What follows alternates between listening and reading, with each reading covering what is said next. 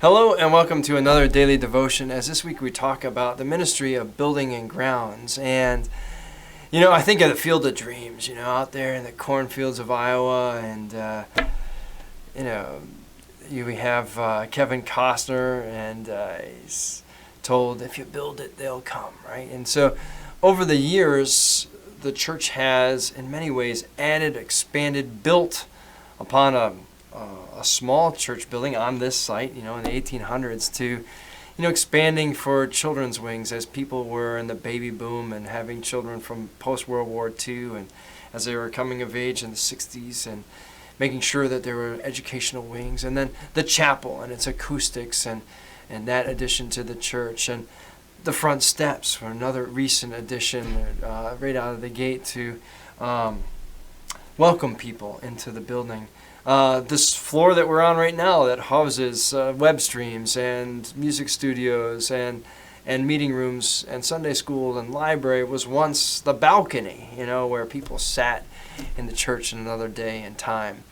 But all of that reminds me of 1 Chronicles 29 when David and the people are gathering to build the house of God.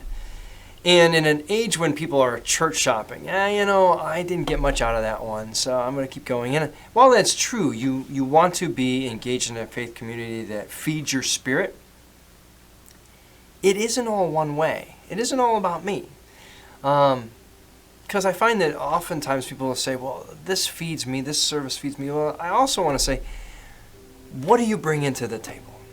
Because it's not just about how God might speak to you in that moment on a Sunday. It's also, or a Saturday Mass, or wherever you're at.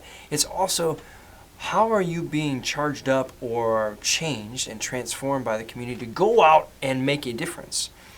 Because let's face it, while the building space is needed to gather, a space is needed to gather the people of God together to congregate, Jesus didn't spend most of his time in the temple.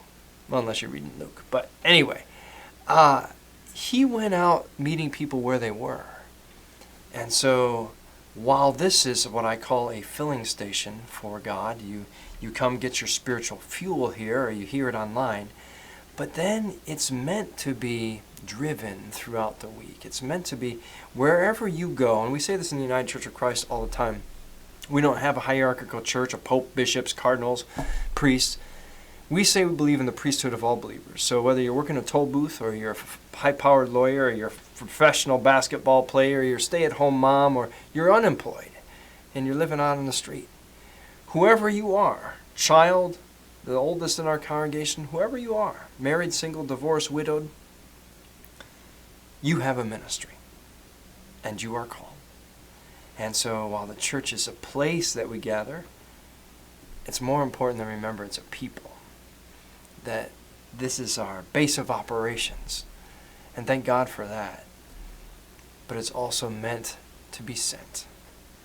So when you carry this good news, I hope not only is this a place that you're spiritually recharged, or you're recharged or renewed or thoughtful by this devotion, but it also makes you want to go out and make a difference in somebody's life today because of who Jesus is in you.